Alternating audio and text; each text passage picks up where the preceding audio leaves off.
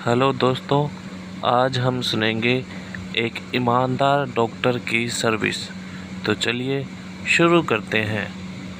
एक डॉक्टर जल्दी अस्पताल में एक आवश्यक ऑपरेशन के लिए आता है।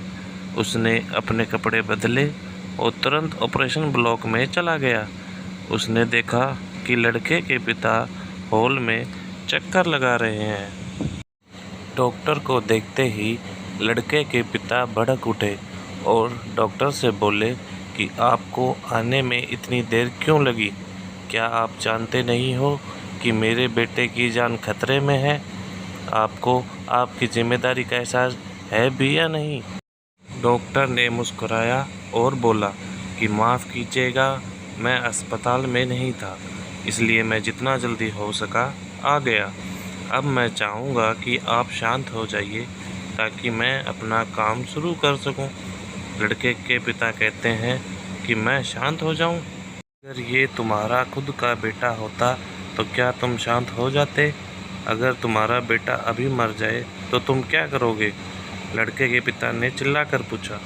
डॉक्टर फिर मुस्कुराए और बोले कि मैं वही करूँगा जो बाइबल में लिखा हुआ है, हम मिट्टी से आते हैं और मिट्टी को लौट जाते हैं। डॉक्टर ने कहा, आप जाइए और अपने बेटे के लिए प्रार्थना कीजिए। भगवान की कृपा से हम अपनी तरफ से सबसे अच्छा करने की कोशिश करेंगे। उसके बाद लड़के के पिता बड़बड़ाया और बोले कि बहुत आसान होता है सलाह देना जब खुद का कोई लेना देना नहीं होता है। कुछ घंटों के ऑपरेशन के बाद डॉक्टर खुश हुआ और ऑपरेशन थिएटर से बाहर निकला और बोले कि शुक्र है आपका बेटा बच गया।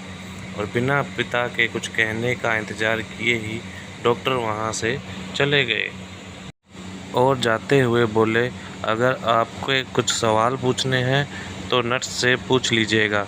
नर्स को वहां आते देख पिता ने नर्स से पूछा कि यह इतना घमंडी क्यों है कि ये कुछ देर के लिए रुक नहीं सकता था, क्योंकि मैं इनसे अपने बेटे का हाल जान सकूं। नर्स ने उनको बताया कि कल इनके बेटे का एक रोड अपघात में निधन हो गया और वह उसे दफनाने गए हुए थे। जब हमने उन्हें आपके बेटे के ऑपरेशन के लिए उन्हें बुलावा भेजा, तब वो आपके बेटे का ऑपरेशन करने के लिए वहां से निकल आए। उस व्यक्ति को अब डॉक्टर से किए हुए व्यवहार से दुख हो रहा था और अब उसे पछतावा था कि डॉक्टर को उसने कितना बुरा भला कहा, जबकि उस डॉक्टर इतना दुखी होने के बावजूद भी मेरे बेटे की जान बचाने के लिए आया।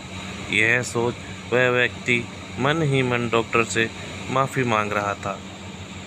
दोस्तों, इस कहानी से हमें यह सीखने को मिलता है कि हर परिस्थिति में शांत रहें ताकि आप अपने लिए बेहतर निर्णय ले सकें, चाहे वो ज़िंदगी में हो या आपके व्यवसाय में हो।